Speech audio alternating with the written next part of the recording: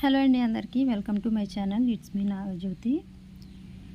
ఈ వీడియోలో కొత్తగా బ్లౌజ్ కుట్టడం నేర్చుకునే వాళ్ళు, బ్లౌజ్ అంతా బాగా కుదురుతుంది కానీ మెడ దగ్గరికి వచ్చేసరికి సాగిపోయినట్లు, పైకి లెగిసి పట్టినట్లు ఉంటుంది.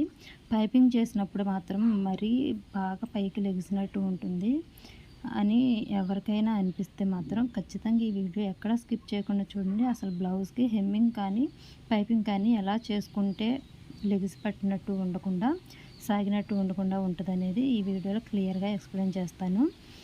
ఎక్కడ స్కిప్ చేయకుండా చూడండి.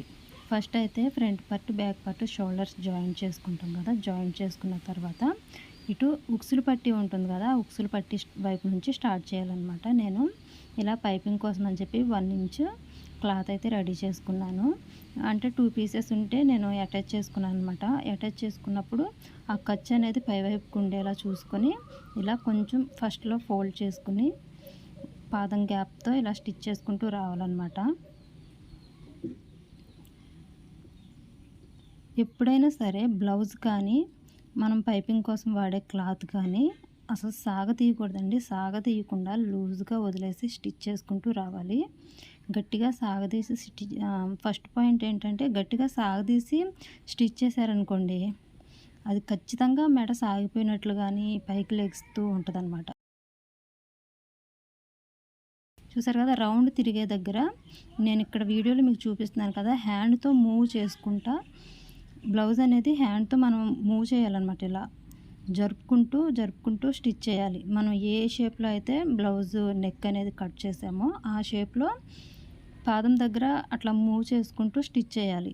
అంతేగాని రౌండ్గా కట్ చేసి స్ట్రైట్గా లాగేసి, ఇప్పుడు రౌండ్గా కట్ చేసిన నెక్ ఉంది, ఆ నెక్ పైపింగ్ చేసేటప్పుడు స్ట్రైట్గా లాగేసి పైపింగ్ చేస్తూ ఉంటారు.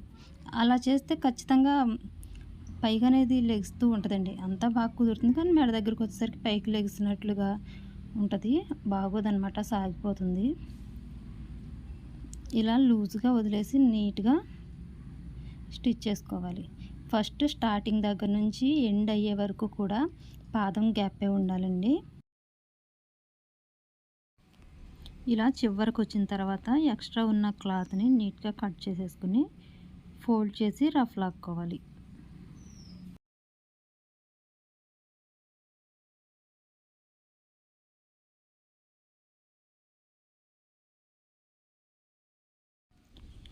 ఇప్పుడు మనం పైపింగ్ కోసం థ్రెడ్ తీసుకుంటాం కదా, ఈ థ్రెడ్ అనేది ఈ బ్లౌజ్కి పాదమించు మనం స్టిచ్ చేసాం కదా, ఆ ఖర్చు అనేది బ్యాక్ సైడ్కి ఫోల్డ్ చేసేసి ఈ థ్రెడ్ మీదకి మనం పైపింగ్ చేసే క్లాత్ని ఫోల్డ్ చేయాలన్నమాట. నీట్గా అంటే టైట్గా ఫోల్డ్ చేయాలి.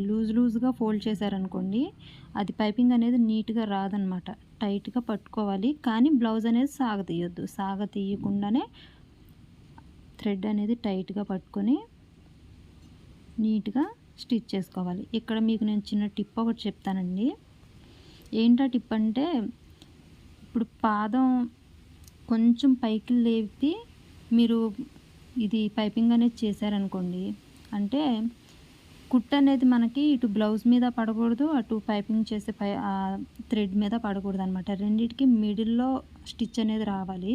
అలా రావాలంటే అందరికీ కుదరదండి. కొంచెం ఎక్స్పీరియన్స్ ఉన్న వాళ్ళకైతే అంత నీట్గా వస్తుంది. కొత్తగా నేర్చుకునే వాళ్ళైతే కొంచెం పాదాన్ని పైకి లేపినట్టు పట్టుకోవాలన్నమాట. ఇక్కడ నేను పట్టుకుని చూపిస్తాను.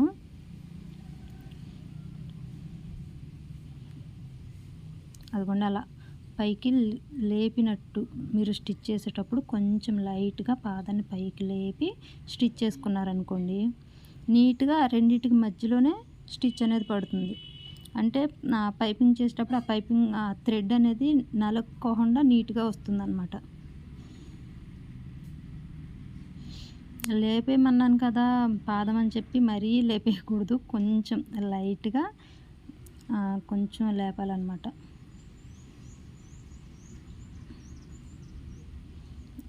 అలా లేపి స్టిచ్ చేస్తే రెండింటికి మిడిల్లో స్టిచ్ అనేది పడుతుంది. ఆ థ్రెడ్ అనేది నలగకుండా ఉంటుంది. ఇలా నీట్గా రౌండ్ తిరిగే దగ్గర కూడా మనం హ్యాండ్తో మూవ్ చేసుకుంటూ స్టిచ్ చేసుకోవాలి. ఇంత క్లియర్గా అసలు ఎవ్వరూ చెప్పరండి. నేను చాలా క్లియర్ ఎక్స్ప్లెనేషన్ అయితే ఇస్తున్నాను. ఎక్కడ వీడియో స్కిప్ చేయకుండా చూడండి. నా వీడియోస్ కనుక మీకు నచ్చినట్లయితే ప్లీజ్ లైక్ చేయడం మాత్రం మర్చిపోవద్దు. చాలామంది వీడియోస్ చూస్తున్నారు కానీ లైక్ అయితే చేయట్లేదు. మీరు చేసే లైక్ నా వీడియోస్ ఇంకొంతమందికి తెలియని వాళ్ళకి రీచ్ అవ్వడానికి అవకాశం ఉంటుంది. ప్లీజ్ లైక్ చేయండి.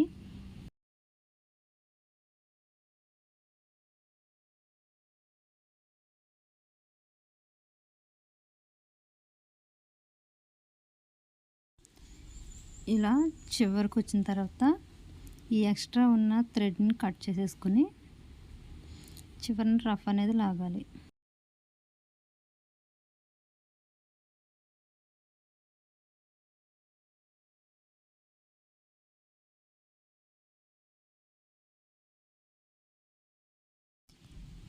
ఇప్పుడు బ్యాక్ సైడ్కి టర్న్ చేసి ఈ ఎక్స్ట్రా ఉన్న క్లాత్ని ఫోల్డ్ చేసి పక్కనే ఒక పాదం గ్యాప్తో స్టిచ్ చేసుకోవాలి.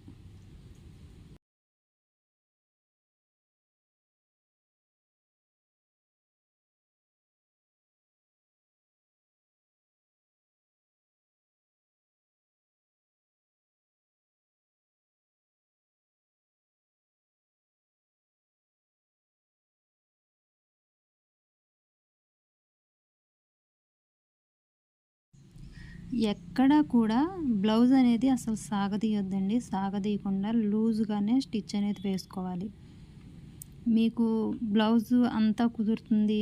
బ్యాక్ నెక్ దగ్గరికి వచ్చేసరికి బాగా లాగేసినట్టు, పైకి లెగిసినట్టుగా, సాగిపోయినట్టుగా ఉంటుంది అంటే ప్రాబ్లం మాత్రం నాకు తెలిసి ఇంతవరకేనండి. మీరు సాగదీసి రౌండ్గా కట్ చేసినప్పుడు స్ట్రైట్గా లాగి పైపింగ్ చేయటం, లేకపోతే గట్టిగా లాగి పట్టినట్టు హెమ్మింగ్ పట్టి వేయడం అలాంటివి చేయటం వల్ల మాత్రం ఇలా నెక్ అయితే పైకి లెగిసినట్టు ఉంటుంది. ఇది ఒకసారి ట్రై చేసి చూడండి. మీకు నెక్ అనేది పర్ఫెక్ట్ ఫినిషింగ్ అయితే వస్తుంది.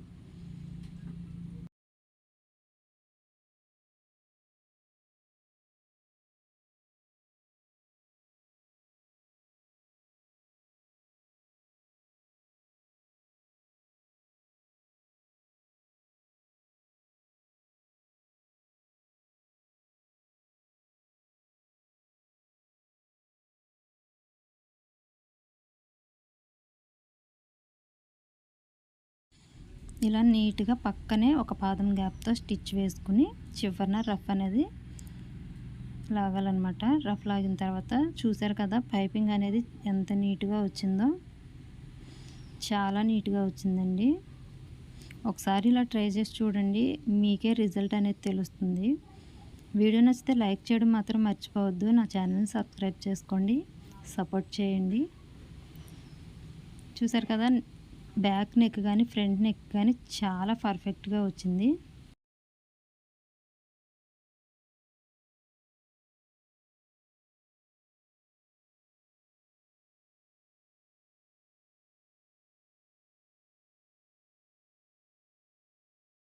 చూసారు కదా ఫ్రంట్ నెక్ కూడా చూపిస్తాను మీకు.